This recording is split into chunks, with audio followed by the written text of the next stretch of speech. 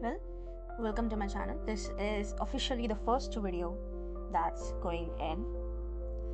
And now, for the first video, I did not want to go too much into theoretical knowledge, That will be followed on this channel, obviously.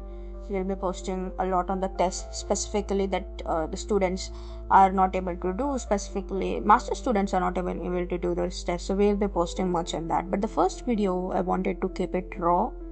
I wanted to keep it real, specifically because this month is a suicide prevention month, this being the September. So, being someone who has went through a phase wherein everything felt bleak, everything felt as if there's nothing that could interest me, there's nothing that could ever revive me in a way. This first video is me being as real as I can be.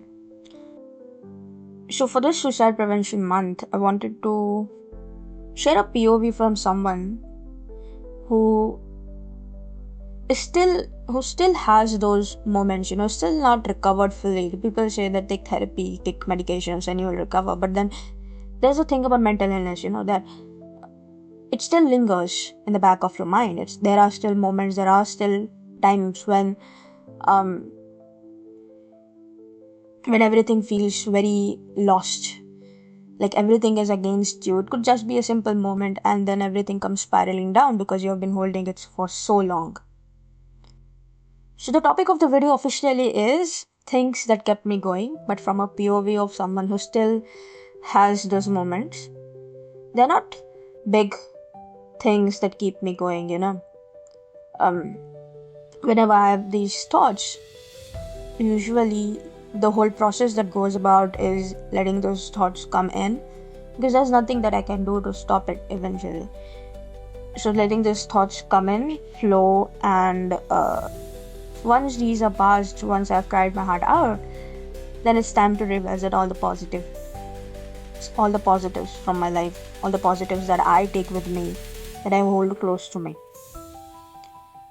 Okay, so the first is a negative point that technically keeps me going, that makes me not do something drastic, is the fact of helplessness.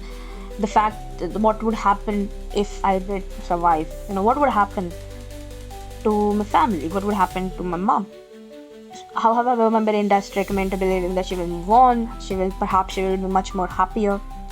But then I have to remind myself that that's not technically true. I've been in a life for almost half a life. She had been married by 19, she got me about 20. So I guess she will miss my presence, Maybe she will be happier without me, but then she will miss my presence. That's the thought that keeps me going. The second thought would be, well, I'm delusional.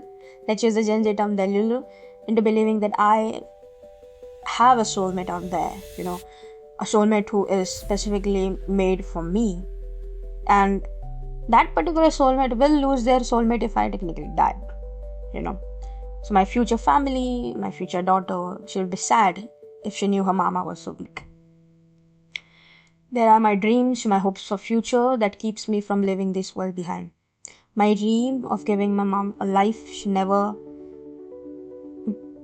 had, the life that I know that she deserves, the sacrifices that she had made, that keeps me holding, that keeps me in this world.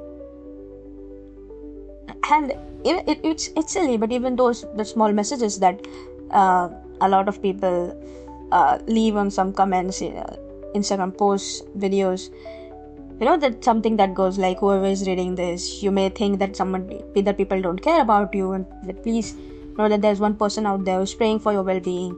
There's one person who cares for you, one who is like, it doesn't matter for them that if you're strangers, but I do care for you. This kind of messages, and it's just, they might not mean too much for them. It might just be a simple message that they have typed out, but then it kind of lifts off the weight from my chest, So in these videos, this post that I see, the small kindness that people show for no reason whatsoever, make me want to keep going. So trust me when I say that it doesn't get easier. It doesn't get easier, but it does get lighter. And if you have listened till end, know that there is someone out there who cares for you. You living this world will make a difference for them, will make a difference to them. Okay, so please take help. There are a lot of sources out there.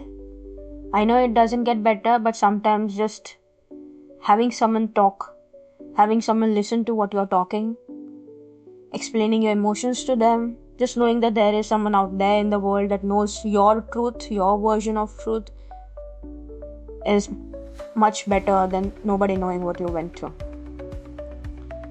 So please don't be like me. Don't be so strong. It's okay to be weak, it's okay to take help.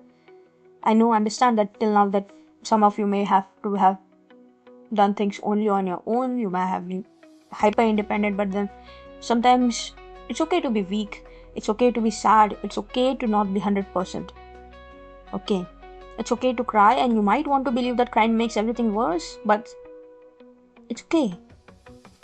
And trust me, it's okay if you're not okay. That you need help. It does not make you weak. I truly believe asking for help is something that is much braver than anything else. Yeah? So please take a stranger's world. Take someone who has started this channel for you. Take help. And if you needed another reminder, if you needed this reminder today, you're not alone. You matter. You being here in this world, gracing this whole world by your presence, actually makes a difference.